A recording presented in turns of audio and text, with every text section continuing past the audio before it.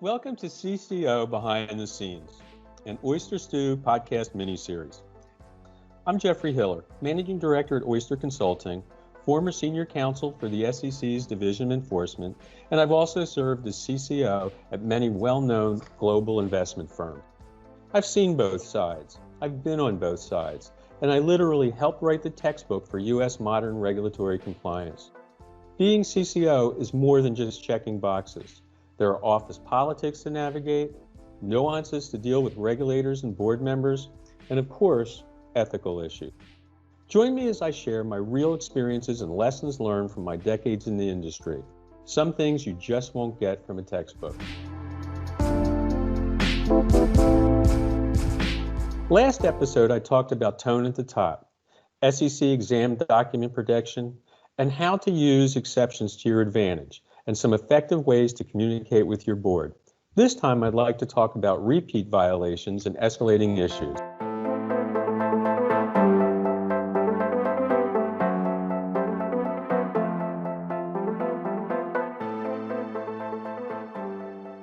When you review past issues, you've got to identify whether you have any repeat violations. If you were sort of given a deficiency letter or notified something about the SEC a year or 2 years ago, you should put that in your annual compliance report. And you should routinely, maybe once or twice a year, make a list of all prior violations to make sure they're still fixed. It wouldn't be unusual with people going on vacations, with personnel training, that they can get lost.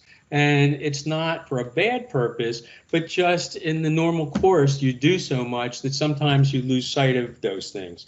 And so I make a routine list of all past violations, and then I review them at least once a year. And I also report to the board or my bosses or whatever that these were prior violations, that's probably the most serious kind of sanction you can have with the SEC, and then we're on top of it. That engenders both trust from your bosses, and when the SEC comes in, they see that we are routinely incorporating what they've said over the last 3, 4, 5 years, or however long since the last exam or during the course of exams. And that, again, gives you a lot of credibility. So that is one tip that I would encourage everyone to do. Another topic I'd like to briefly discuss is escalation. And when you escalate an issue to your boss or to the board or to others.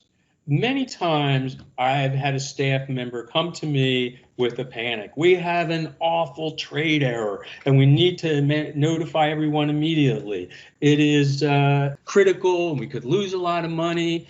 And one time I brought such an issue and escalated it quickly, and it turned out that it wasn't such a serious issue and that my employee was right in flagging it to me, but I was probably wrong in escalating it until I understood all the facts.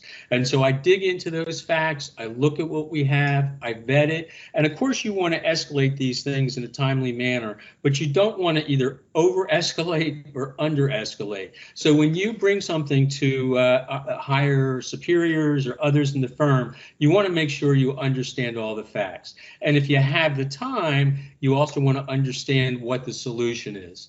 I've always been guided by a boss who told me that I want you to identify problems, but when you bring them to me, I also want you to have some solutions if you can.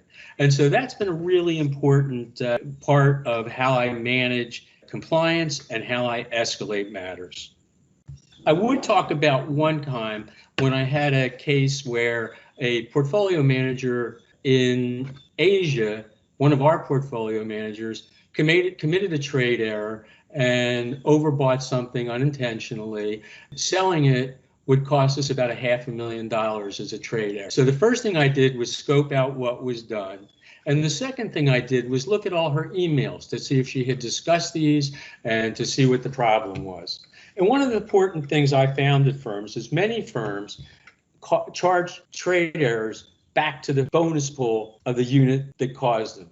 So if a trader made a big error, that would probably be charged, if they were in fact negligent and they should have done other things, that would likely be charged against your bonus pool.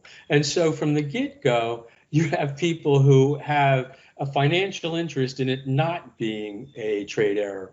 In Asia, it's particularly troublesome because a lot of Asian securities commissions don't really recognize trade errors. They think that it's part of the way people do business, that of course they're going to make minor errors, but most of the firms I've been with don't treat it that way. They take them all seriously, and if they've made a mistake, they want to gross up their clients so that they don't have a problem. And so I was faced in that case with competing interests.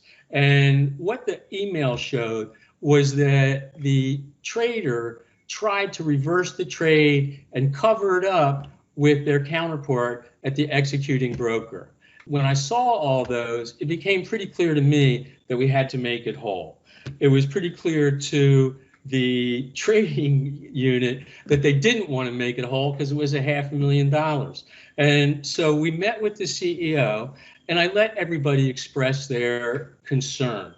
And then I presented everyone in the room with a fact sheet of about 5 to 6 bullet points, which set forth that this was our error, that we tried to cover it up, that we tried to make it go, that even though Asia law might have some way, that we need, based on our reputation and our integrity and our promises to our clients, that we had to repay that money. And the CEO listened to everybody, took the sheet, looked at it, and then looked at the trading group and said, we've listened to all the arguments, you made an error, we're going to reimburse our clients. Now that process took probably 2 weeks. And it's not a good idea to have trade errors hanging out that long. But everybody needed to have a voice. And at the end of the day, even though my people were panicking, why this is an easy compliance call, it's not so easy when you understand the circumstances. But we all got to the right result.